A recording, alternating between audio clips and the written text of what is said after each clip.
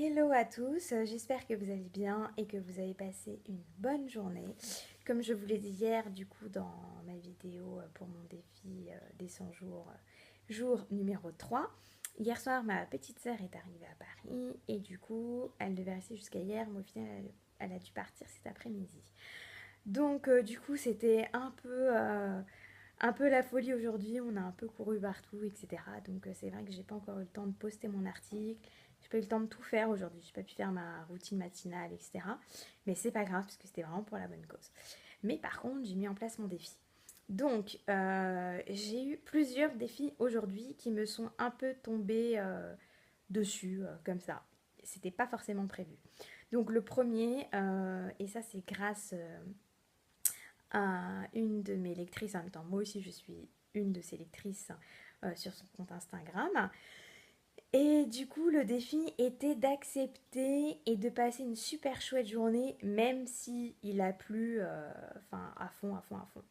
Donc du coup c'est vrai que c'était pas forcément facile parce que qui aime bien franchement recevoir plein de gouttes d'eau sur soi, être mouillé, les cheveux humides, enfin en général on n'aime pas trop la pluie surtout. C'est juste auparavant c'était grand soleil, 30 degrés et du jour au lendemain tu passes à 20 degrés. Et donc voilà, j'ai décidé de prendre à cœur cette journée, que du coup je me dise qu'il fasse aussi beau, que c'était appréciable de sentir la pluie sur soi, que ça faisait pas de mal et d'écouter aussi la pluie tomber, que ça pouvait être relaxant, etc. Et donc je suis plutôt contente parce que ma journée s'est vraiment très très bien passée. J'ai bien accepté ce challenge-là.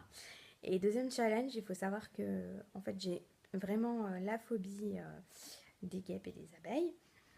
Mais aussi, je dirais que les petites araignées, ça me dérange pas, mais les grosses, là par contre, ouais, j'ai un peu peur, hein. C'est peut-être un peu con, mais voilà. Et du coup, ce matin, je tombe mais sur une araignée, mais assez impressionnante quand même. Et un truc comme ça. Et là, involontairement, par un premier réflexe, hein, je commence à hurler. Et du coup, mon beau-frère, il me dit bah écoute, ça sera ton deuxième défi de la journée. Va falloir que tu l'écrases et qu'en plus, tu la ramasses. Bon, craser une araignée quand on entend le craquement, machin, son venin qui sort, franchement, ça fait pas trop kiffer quoi. Je l'ai fait. Je voulais lui prouver que j'étais capable de relever ce défi. Donc du coup, voilà, c'est peut-être un défi un peu con, quoi, mais moi je suis super contente de moi. J'ai écrasé l'araignée avec un petit bout de sopalin. J'ai pris l'araignée, j'ai mis dans la poubelle. Enfin, pardon. J'ai fait du coup ce qu'il fallait faire. Donc voilà, aussi, je devais vous parler du magasin, du coup, du dépôt-vente spécialisé dans les marques qui vous paye directement pour savoir ce que j'en pensais. C'était soit aujourd'hui, soit lundi. Donc j'ai eu l'opportunité de pouvoir y aller aujourd'hui. Et du coup, je dirais que je suis un peu mitigée. Il y a du pour, il y a du contre. Le gros plus, c'est vraiment si vous avez de très belles pièces pardon, de marque, enfin marque plutôt haute couture, hein, type Chanel, Louis Vuitton, Hermès, Prada, enfin tout ce que vous voulez. Hein. Vous avez des sacs de valeur que vous souhaitez vendre pour X raisons, des agendas, des lunettes, des pochettes, des très belles chaussures, mais classiques par contre, du cuir, voilà. Vraiment, là par contre, c'est très intéressant. Ça vaut le coup de pouvoir y aller et de vendre ces pièces-là.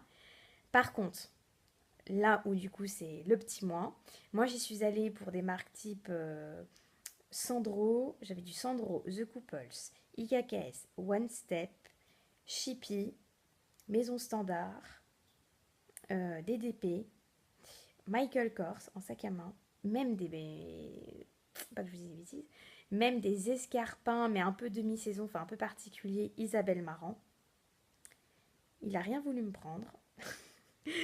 Mis à part un sac Michael Kors, mais qui voulait me prendre à 20 € et que je peux facilement vendre entre 140 et 160 € parce qu'il est état neuf, porté deux fois et qu'il en vaut quasiment 300 € parce que j'ai déjà eu des petites touches, donc voilà, je vous dis que c'est faisable.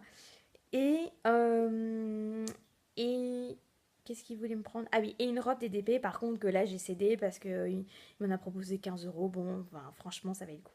Donc j'ai posé la question. Comment ça se fait? Parce que sur son site, c'est bien spécifié qu'il accepte du mage, du KKS, tout ça. Pourquoi il ne prend pas? Donc il m'a dit qu'en fait, il se repérait par les étiquettes donc, qui sont au dos de nos vêtements où il y a marqué le nom de la marque. Et apparemment, c'est assez vicieux, hein, vous allez voir. Hein. Les marques, pour que les marques en fait, sachent si c'est vraiment un modèle qui a plus de 2 3 ans, tous les 2 ans, ils changent leurs étiquettes. Alors nous, on ne s'en rend pas compte, mais il me l'a montré. Et en fait, j'avais des vêtements qui avaient plus de 2 ans. Ils devaient avoir 3 4 ans, mais en super état, parce qu'il y a des choses que je porte très peu, ou voire pas du tout. Et il m'a dit, vu que par étiquette, je sais que ça a plus de 2 ans, et en plus, pour le coup, c'était vraiment véridique, il m'a dit, je prends pas. Donc ça fout les boules parce que c'est de la super cam. Il y a des gens qui seraient trop contents de pouvoir porter ce type de vêtements à petit prix parce que quand même, tu peux pas vendre de certaines pièces pas plus de 20 30 euros, vous voyez. Mais voilà, moi ça aurait été cool de pouvoir quand même les vendre à ce tarif-là. Et en plus, il a chipoté un peu parce que j'étais quand même étonnée qu'il me prenne pas un perfecto.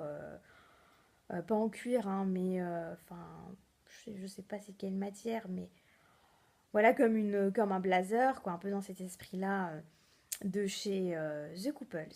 Juste parce qu'il y avait 3 peluches. Il m'a dit non. Bon. Et que franchement, à part les 3 peluches qu'il y avait sur la manche, il était en méga bon état.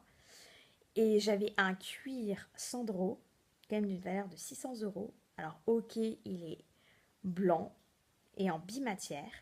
Mais franchement, il me l'aurait proposé à un prix correct, j'aurais cédé. Donc ça, j'ai pas compris. Et dernier point aussi, ce que j'ai pas compris, il n'a pas pris mes escarpins Isabelle Marant. Alors là, je suis un peu tombée des nues. Alors je sais, c'est pas un modèle tout en cuir. Hein. Elles sont pointues. Le devant est en cuir. Et le reste, c'est un peu une autre matière. Enfin, en fait, il faudrait que je vous les montre. Et après, ça se referme à la cheville. Et à la cheville, c'est super beau. Enfin, elles sont toutes en cuir, voilà. Et avec un lacet, du laçage. Et du coup, il m'a dit non parce que c'était de l'entre-deux, quoi. C'était pas de l'hiver, c'était ni du printemps, enfin voilà. Et que sur Vestiaire Collective ou d'autres sites, ça se vend comme du petit pain et à un bon prix.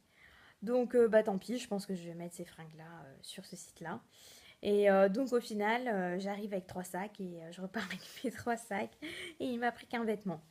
Par contre, si vraiment, voilà, comme je vous dis, vous avez vraiment des vêtements de luxe, je pense que là, ça vaut vraiment le coup parce que on a remarqué vraiment dans son magasin, c'était vraiment beaucoup plus spécialisé dans le luxe que dans les marques classiques. Donc voilà pour ma journée. Et du coup, ah si, aussi, vu que comme je vous avais dit que ma soeur était cœliaque, hier soir, du coup, on a pu aller manger chez Noglu. C'était mais divin, enfin excellent. Puis c'était un plaisir de partager ce moment-là avec ma soeur dans un restaurant parce que c'est le seul restaurant, vraiment, comme je vous ai expliqué, qui fasse restaurant où on peut aller manger avec elle. Donc voilà, ça fait toujours du bien et surtout pour elle, je pense.